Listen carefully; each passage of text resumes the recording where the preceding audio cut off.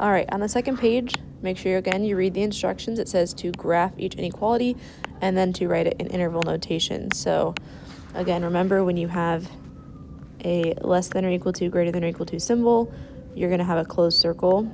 You're going to have a bracket with interval notation. When you have open circle, you'll have either less than or greater than and parentheses. Whenever you have infinity or negative infinity on one side of your interval notation, you will also always have a parentheses. So to start out with, I've got P is less than or equal to 10. So I'm going to plop 10 somewhere on this graph, and I'm going to have a closed circle here, and I will be pointing to the left. For my interval notation, my farthest point to the left is negative infinity. My farthest point to the right is 10, but since it's a closed circle, I've got a bracket around it. Next one, I've got x greater than negative 1/3, so I'll plug negative 1/3 on the graph somewhere, and it's going to be greater than, so it's an open circle pointing to the right. When I write my interval notation, I look and see what is the farthest thing left on the graph that I drew. That would be negative 1/3 with parentheses because it's an open circle, and it's going all the way to infinity, so I've got comma infinity parentheses. Number 12 is going to be a compound inequality because I've got two inequalities and one.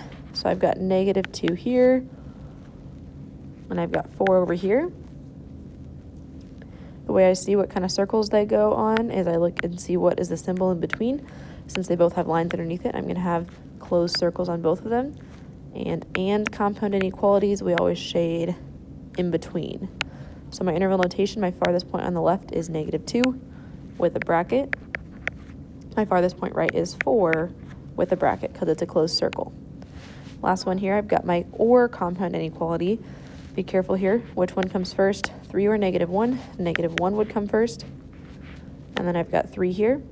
At negative 1, since it's less than or equal to, I'll have a closed circle pointing to the left. At 3, it is greater than, so I'm pointing to the right at 3. Okay? So interval notation for this one, you're going to have 2 because you have 2 chunks of your graph. So the left-hand chunk goes way to negative infinity to negative 1 with a bracket around the 1. And that is in combination, so a union with 3 to infinity. And 3 is a parentheses because it's not a closed circle. Okay, that is the graphing portion. Now it says write the inequality in words. So you just write it as exactly as it says. So right here, it says that z, why did it change it to a? Z is less than or equal to 4.1. Same thing, I'm going to do that for 15. Reading it from the variable to the number, it says t is greater than 4. So that's what it looks like writing in Word. Okay, now we are solving 17 and 18, which means I need to put a line down the inequality symbol, do the same thing to both sides. So first thing I'm going to do here is add 1/5 to both sides because I want to get m by itself. And on the left side, that's going to become 0, and that's less than or equal to m. It doesn't say to graph it or anything, so that's what we'll end it as. Number 18, undo dividing by 2, we multiply by 2 on both sides, and I get that x is greater than negative 14.